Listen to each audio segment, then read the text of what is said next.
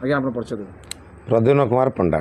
କ'ଣ ଘଟଣା ଘଟିছে କେମିତି କ'ଣ? ଘଟଣା ମାନେ ପରଦିନ ରାତି ମୁଁ ସବୁ ରାତିରେ ଆସେ ଗୋଟେ ରାଉଣ୍ଡଟେ ମାରିକି ଯାଏ।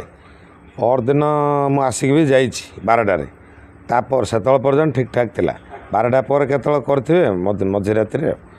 ଆଉ ସକାଳୁ ଝିଅ ଆସିଲା ପରେ ସେ ଦେଖିଲା କବାଟ କଞ୍ଚି ଭଙ୍ଗା ହେଇଛି।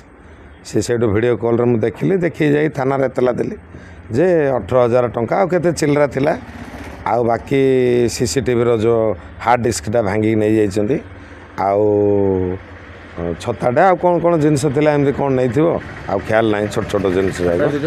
ହଁ FIR ଦେଇଦେଇଛି ମୁଁ ହେଲା।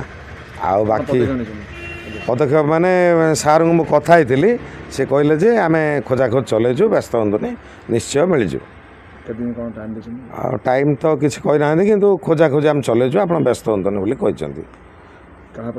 ଆଉ ସନ୍ଦେହ ମାନେ ପାଖରେ ଗୋଟେ ଗାଁଟେ ଅଛି, ସେଠି ବିଭିନ୍ନ ଏରିଆର ଲୋକ ଆସିକି ରହୁଛନ୍ତି।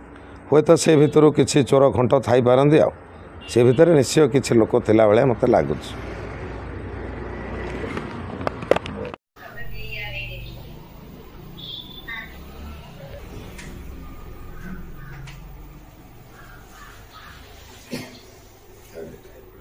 ପଜିଟିଭ ଛାଡ଼ିବାକୁ ଚେକ୍ କରିଥିଲା।